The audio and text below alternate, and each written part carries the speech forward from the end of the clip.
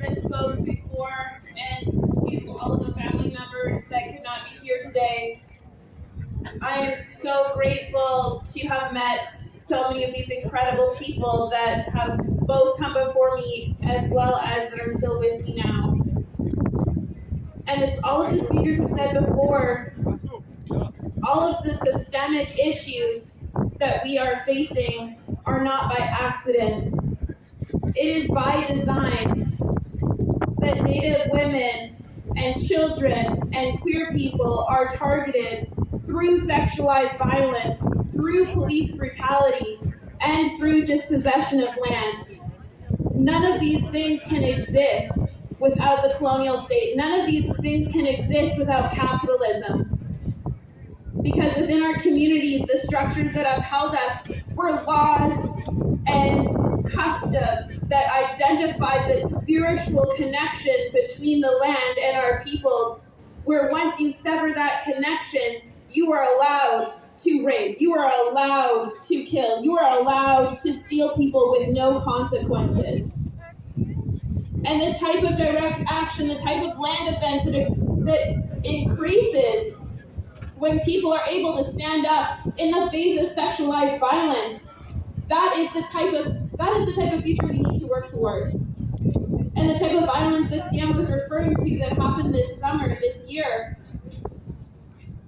White environmentalism and this capitalist system and these green solutions allow for Black and brown and Indigenous bodies to be sacrificed in the sake of environmentalism. For those that are there first, for those that are there last, for those that have been doing this since they were born. Their purpose is not going to be disguised through some green solution. We cannot lie to the world about the authenticity of why we are here.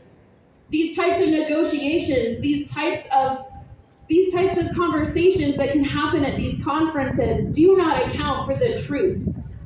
The truth of the blood that was shed, the truth of the existence of these countries. Canada and the province of British Columbia are directly responsible for the genocide of our people. The states that exist on sovereign lands are responsible for the genocide of Indigenous people.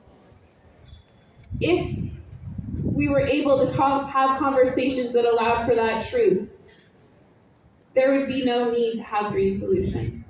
There would be no need to have conferences like this, because so many of these people that came before me talked about the action that is needed, not solidarity, not money, because when that is funneled into our communities, that leads to more issues. The type of systemic problems that we are facing is through the policing systems we have.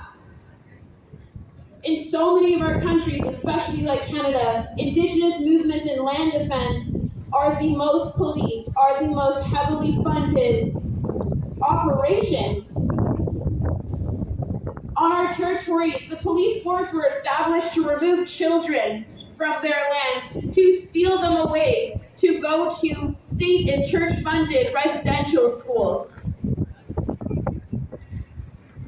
And we still have that system in place today that looks like foster care systems, that look like the 60 scoop, that look like all of these mechanisms that exist through the colonial state to ensure the erasure of Indigenous people. But obviously that has not worked, because we are still here. No matter how we're beaten, no matter how we're stolen, and no matter how we're murdered. There will be people that remember what I sounded like, what my family sounded like, the histories, the love. Because as much as I was dragged and choked, and as much as my family was assaulted, honestly, it's not as bad as it could have been, which is the hardest part to think about. And so I appreciate everyone gathering and listening, because it will never be over until you acknowledge that truth.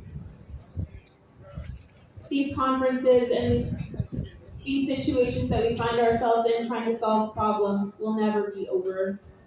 It's the systemic problems of our political and our social and our economic systems that need to be replaced.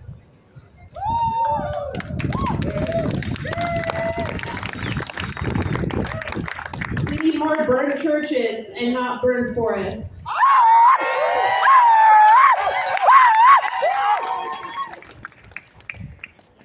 We need more communities, not more cops.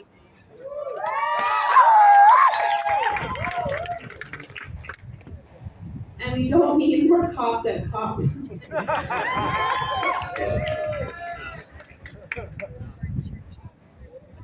And so I really want to thank all of the people that came before me to speak, because we would be nothing without our family members. We would be nothing without the leaders from our communities.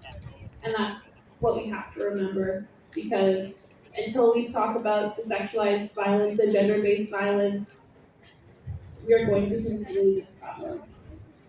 And that starts with your family, that starts with your communities, a lot of people talk about workplace rights, but this goes much deeper than even the solutions that we can find in diversity and inclusion.